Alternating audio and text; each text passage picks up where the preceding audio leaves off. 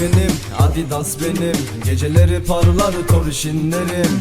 Ayan benim, bu tarz benim. Yanaşma bu semtte bir şeklimiz var. Köşedeyim kendi kendime, bu amcanın benle derdine. Kalk diyor gidek nezarete, diyor derdini anlat hakime. Köşedeyim kendi kendime, bu amcanın benle derdine. Kalk diyor gidek nezarete, diyor derdini anlat hakime. Ot mu istiyon kubar mı? Eks mi roj mu taş mı sende var mı? Sen torbacı mısın pazarcı mı? Dedi birader burası Bağcılar mı? Döndü geri dolaba baktı dedi içini serin net buz gibi. Önce kuru yemişi sonra sardı evi. Çayı nasıl en soğuk çayıdır dedi. Didi gibi soğuk ama didi gibi çay bana milimi yetmiyor. Litrelik gaz buz gibi çay kurdan laktaki tat. Bu bir fark bu bir tat dedi farklı bir tarz. Didi verin içim yanıyor. Didi naber? Didi iyidir 500 mililitrelik gibidir. Soğuk çay bu benzersiz tat. Herkes sardı mı Didi'ye merak. Çay kurnası cezanın dilinde. Didi varsa o bir ceza her yerde. Evde sokakta ve Didi her yerde. Tadı damaktadır serinletince. Çay kur çay Didi içilir her an.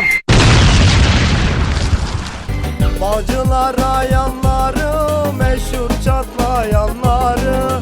Fatih mahallesinde dolu köşe başları. Vallahi biz yazıyoruz da kanka hepsi gerçek. Bağcıları inceliyoruz elimizde mercek. Belki hoşlarına gidecek belki tepki verecek. Ama doğruları yazmasak bize kim güvenecek? Aslı ranzalar soğuk, dört duvarda ayaz var. Elin kelepçeli mi suçsuz olan kalemi kırdılar. Terli yataklar, ipince yorgan. Mahkumum bugün ben anne damarlarım sızlar. İçinde yas var hayallerinden kaçma.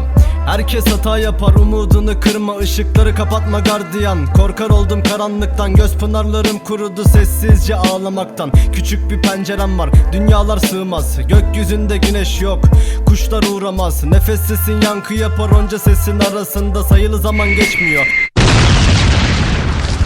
Tabii ya İstanbul cennet.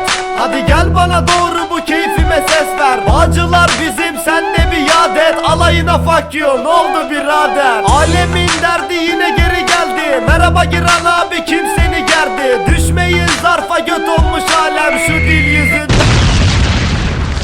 Bir oyun düşün moruk siz benim oyuncağım. Toysününüz burada bende kapışmak mı maksadın? Disiyedikçe dişlemek zorunda kaldın anladın. Senin gibi çok bebeği taşağında salladı. Bizim burada denizlerin boğulmuş bebeklerin.